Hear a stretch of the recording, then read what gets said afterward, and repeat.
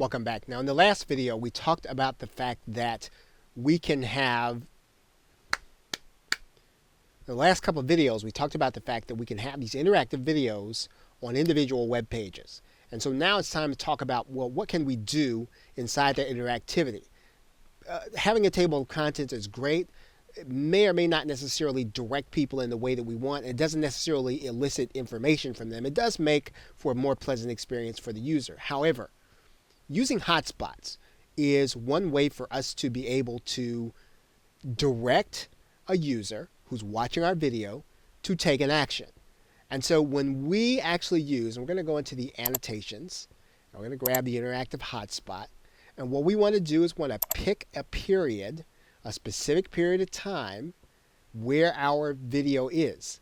And we want to do something with that video. We want the user to have to click something. Now, the most important thing when you do this is to remember that you're going to have to give the user some instructions. So this might be a point at which you are going to give them, you're going to write something in here. Right? You might write something in here. We're going to go ahead and leave that one there. We might write something in here like,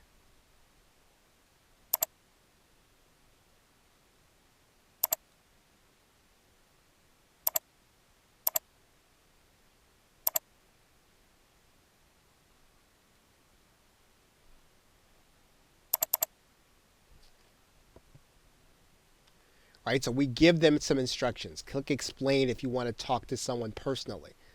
And we want the hotspot then to do something, right? We want them to click on that word explain. And then we want something to be able to happen when that happens. And so we want to do something over here in the properties. And we can have it so that someone, when they click it, they actually go to a URL.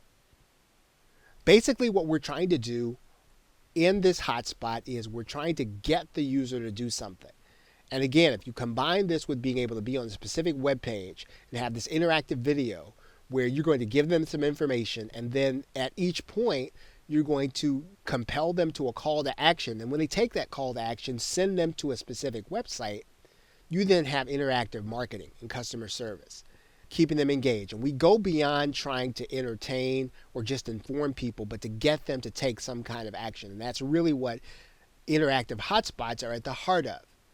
And we can do that very simply by making our button clickable and by making sure that the video does not go any further until they take some kind of action. Now we want to make sure that our words are at the same point at which the hotspot comes, so that the user then starts to understand, okay, well, maybe if I click this, then something will move on.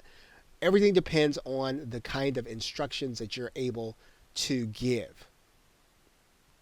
So when someone clicks a certain link, if they want to talk to someone personally, what's a good thing for us to do? Well, the good thing for us to do is to try to get some information from them, right? Is to try to figure out, maybe to try to help the person who's going to be taking the call, or to help the person who's going to be serving that person, to try to find out a little bit more about them.